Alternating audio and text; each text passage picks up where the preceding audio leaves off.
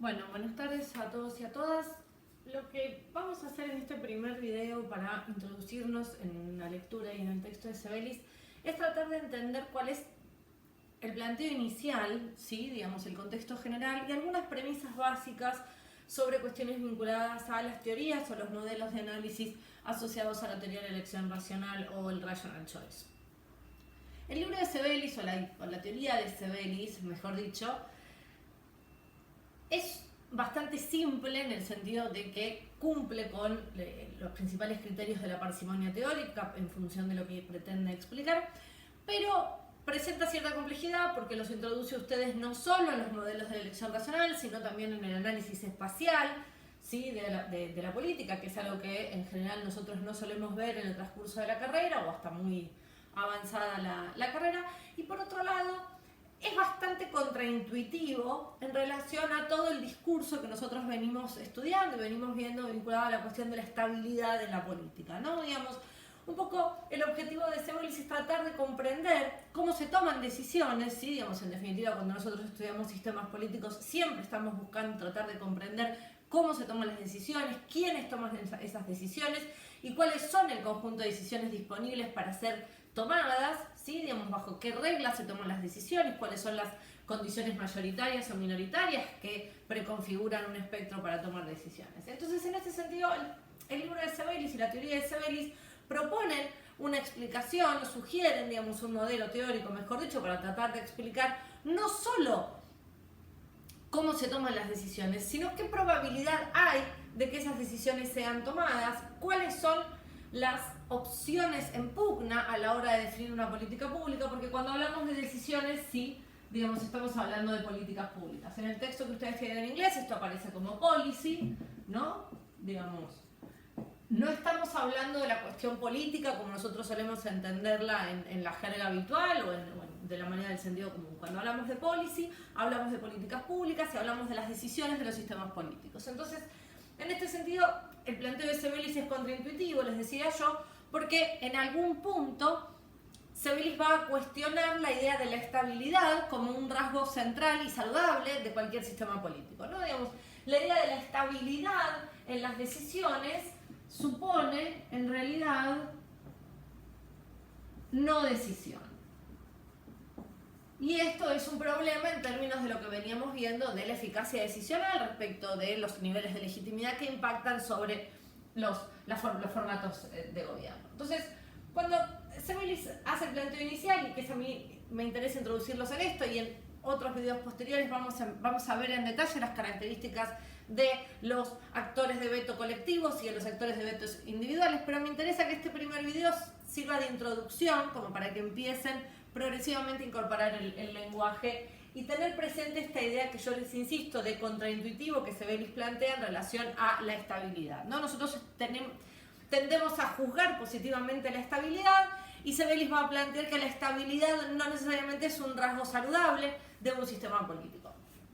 Entonces, lo que primero Sebelis va a plantear o va a señalar son dos cuestiones centrales que están marcadas acá en el pizarrón al principio, que es las instituciones impactan sobre el proceso de las políticas públicas, ¿sí? Digamos, el entramado institucional nos dice mucho sobre cómo se toman las decisiones y por lo tanto, digamos, desde esta lógica el sistema político tiene por objeto, digamos, su propósito es poder tomar decisiones y el planteo de Sebelis va a ser evaluar qué probabilidad hay de que se tomen las decisiones. Esto es, qué tan rígido o qué tan flexible puede ser el diseño institucional para promover o desalentar, ¿sí?, la toma de decisiones. Y en este sentido es donde aparece esta cuestión vinculada a la no premiación a la estabilidad. ¿Sí? Digamos, cuando Sebelis nos hable de las decisiones y de la probabilidad de tomar decisiones, va a introducir un concepto que es el concepto de status quo, ¿no? Digamos, donde básicamente, en todo caso, la preocupación de Sebelis va a ser tratar de entender de qué depende cambiar el status quo. ¿Qué probabilidad hay de generar una alternativa a ese status quo, esto es a la política pública vigente, ¿sí? Digamos, y bajo qué condiciones este status quo es tremendamente inamovible, súper rígido, ¿sí? Digamos, o cuáles son las condiciones que podrían explicar una eventual derrota, como lo llama él, del status quo vigente y la emergencia de un nuevo status quo que será una nueva política pública. Pero al principio me interesa que nos quedemos con esta idea, ¿no? Digamos, las instituciones impactan sobre el proceso de toma de decisiones de las políticas públicas. Los sistemas políticos, en definitiva, tienen por objeto tomar decisiones. La preocupación de Sebelis es tratar de entender qué probabilidad hay de que se tomen las decisiones, esto es, qué probabilidad hay de cambiar este status quo, es decir, que una nueva política pública emerja sobre un tema en concreto que ya tiene una política pública implementada al respecto, es decir, ya se tomó una decisión sobre esa cuestión. Y en este sentido es donde aparece entonces la respuesta a esta pregunta, es lo que le permite a Sebelis introducir el concepto de veto players o actores de veto. Es decir, que la probabilidad de que se tomen decisiones, va a decir Sebelis, esto es, la probabilidad de modificar el status quo depende de la configuración institucional de veto players que nosotros presentemos. Y esto es donde aparece esta idea entonces de que las instituciones impactan, afectan, estructuran en un punto el modo en el que se toman las políticas públicas o en el que se deciden, mejor dicho, las políticas públicas. Los actores de veto, estos veto players, va a decir Sebelis, pueden ser de dos tipos en principio, ¿sí? Digamos, impactados por el diseño institucional, y en función de esto van a ser institucionales o partidarios. Y simultáneamente los vamos a distinguir, ¿sí? Digamos, en individuales y colectivos. No voy a entrar en este primer video introductorio en las características particulares y diferenciales de un actor de veto individual y de un actor de veto colectivo, ni las características puntuales de un actor de veto institucional o un actor de veto partidario. Quiero que lentamente se vayan introduciendo en el lenguaje de Sebelis, pero ¿qué es lo que me interesa particularmente? Si nosotros estamos preocupados, va a decir Sebelis, por entender bajo qué condiciones se pueden tomar decisiones, esto es, bajo qué condiciones se puede modificar el status quo, qué probabilidad hay de cambiar el status quo, la respuesta va a estar dada, ¿sí?, por la cantidad y la distancia que exista entre los actores de veto y de la interacción en función de cómo sean institucionales, partidarios, individuales y colectivos y la combinación de esos dos elementos.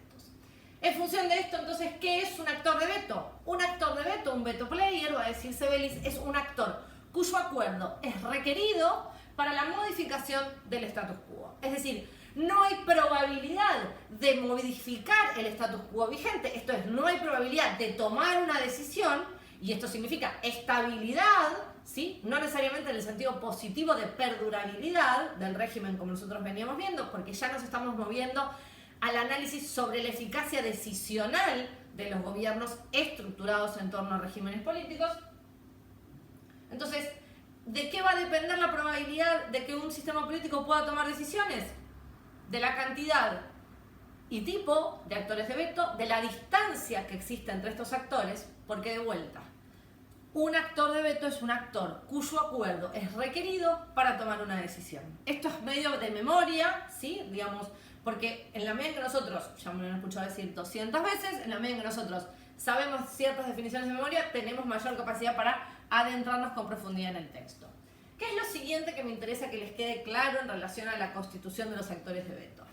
Lo siguiente que me interesa que les quede claro es que cuando Sebelis está pensando en actores de veto, está pensando en actores racionales, ¿sí? Digamos, es decir, él parte paradigmáticamente, por decirlo de alguna manera, de la teoría de la elección racional y en este sentido estructura todo el argumento. ¿Qué es lo que me interesa que ustedes comprendan en relación a qué es un actor racional? Y con esto es lo último que quiero que tengan como mapa general para introducirse a la lectura del texto de Sebelis.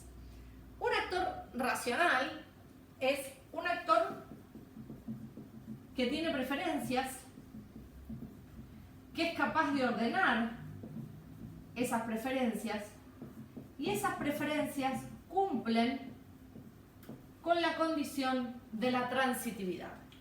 No voy a entrar bajo qué condiciones el actor define sus preferencias, ¿sí? Digamos, en principio vamos a asumir que las preferencias son endógenas al contexto institucional en el que el actor de veto opera, de ahí entonces nuevamente esta idea de que las instituciones estructuran, afectan o inciden, ¿sí?, digamos, en el proceso de las políticas públicas.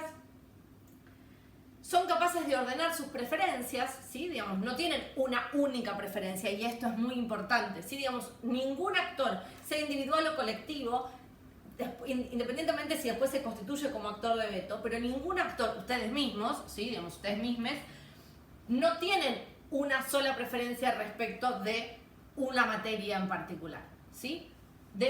Esta es la lógica, ¿sí? Digamos, en el sentido de que para la racionalidad supone que las preferencias son evidentes para el actor, que este actor tiene la capacidad de ordenarlas, ¿sí? Digamos, establecer un orden de prioridades respecto de esas preferencias, y que ese orden de preferencias es transitivo, ¿sí? La propiedad de la transitividad es prefiero A a B y B a C, es decir, yo prefiero el fútbol, ¿sí? Al tenis y el tenis al rugby. Por lo tanto, cuando yo tengo que decidir qué voy a ver en la televisión, en primer lugar, se supone que si soy racional debería buscar ver un partido de fútbol.